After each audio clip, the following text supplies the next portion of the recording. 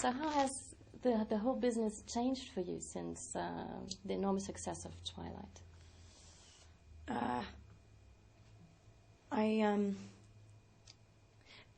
The biggest change has been the fact that I can have options as an actor and not just hope to God that you get jobs from auditions, because I wouldn't be an actor if I didn't get. I got really lucky from the start and just like was sort of positioned to get stuff. Like I need to be so compelled by a character that like the thought of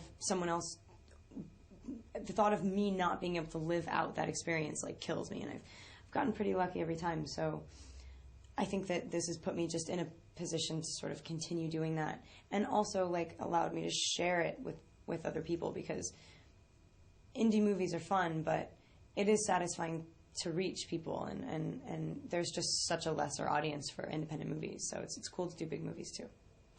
But it also has a negative side, as you already mentioned, the press, so there's a lot of interest in your personal life. So how do you cope with that? I have a great time doing the interviews. I just don't know how much fun they have. Yeah, whatever.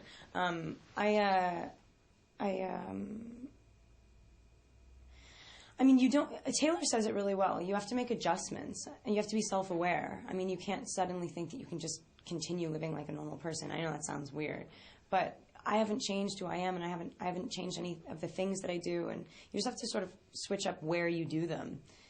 You know, you just can't go to certain places. But I've now traveled the world.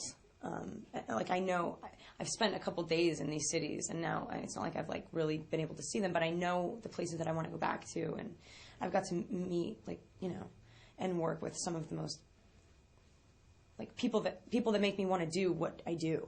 I've worked with, so all of that, like it's really, it's like, you know, it doesn't matter. Like, I know that it seems crazy from an outsider's perspective. It must be like the mania must be so hard to handle. But it's not. It's like it's only when I'm promoting a movie, and it's all fake. It doesn't. It's fake. You mentioned it. It can also be fun. So, for example, what was the funniest gossip headline you ever read about yourself?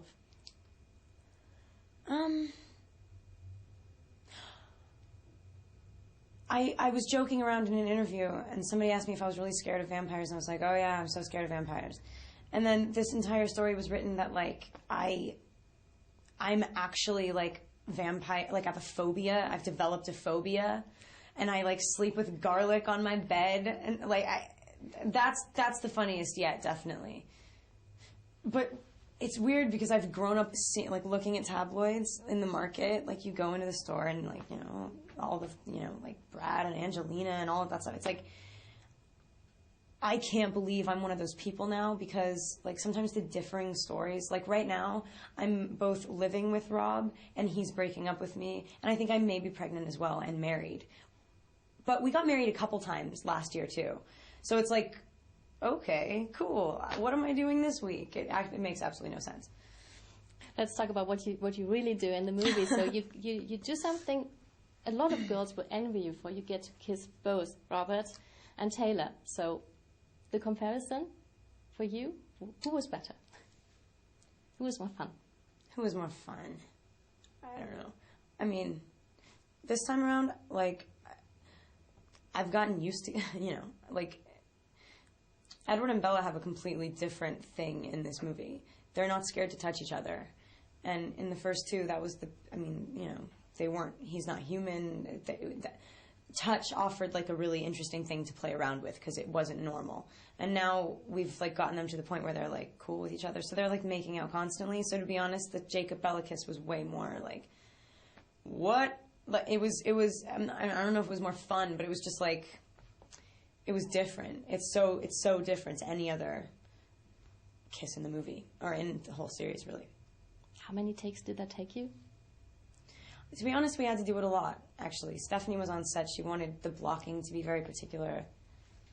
I don't remember, but we did it a bunch. Like, to the point where, in the beginning, after every take, I'd be like, he would never acknowledge it. He was totally out of it, because we're really good friends, and, like, after the first take, he was just like... And I was like, that was weird. We totally just kissed each other, dude. And then like, I don't, by the end of it, I stopped saying that because it gets weird. Okay, thank you very much. Okay.